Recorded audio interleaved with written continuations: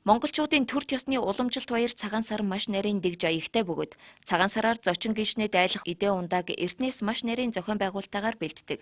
Тухайлбал цагаан сарын гол эдээ болох шүүс буюу бүхэл махан зоогийг монголчууд онцгойлон бэлддэг уламжилтай.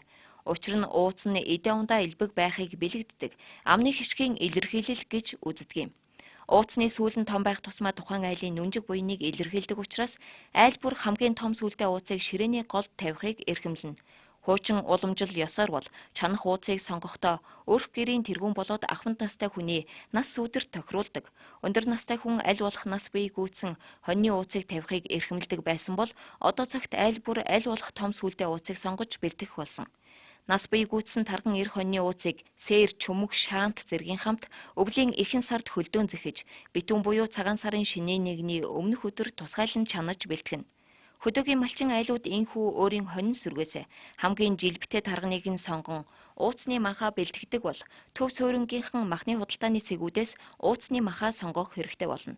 Цагаан сарын баярын өмнөх өдрүүдэд махны худалдааны цэгүүдээр хоньны ууц хамгийн эрэлт хэрэгцээтэй зүйлийн нэг болдог өгөөд хот суурингийн айлууд хөдөөгийнхэн шиг цагаан сарын өмнөх өдөр бүхэл маха чанах боломж хомс учраас цагаан сарын баяр дөхөх үес зоогийн газруудад тусгай захиалга өгч чануулах нь бий. Чанаж болгосон бүхэл махан зоогийг ширээнд тавих, байрлуулах, хөндөх зан үйл нь маш нарийн ёстыг утга агуулгатай. Бүхэл мах мөчнүүдийг эрэмбэлж тавихдаа хэвтэж байгаад хоньыг дүрсэлдэг. Махны их тал буюу толгой хэсгийг зочин тийш харуулж засна. Мөн нас залуу гэр бүл цагаан сарын ууцны оронд үхрийн өвчүү бэлтгэж чанах нь ч бий. Ууц буюу бүхэл махан зоогонд зөвхөн гэрийн үдсэн буюу хүндэт зочин хүрдэг. Зүс жавсан хэсгээ жижиглэн хуваагаад өөрөө хүрдэхийн сацуу эргэн тойрондоо сууж байгаа эмэгтэйчүүд хүүхдүүдэд хишиг болгон түгээдэг.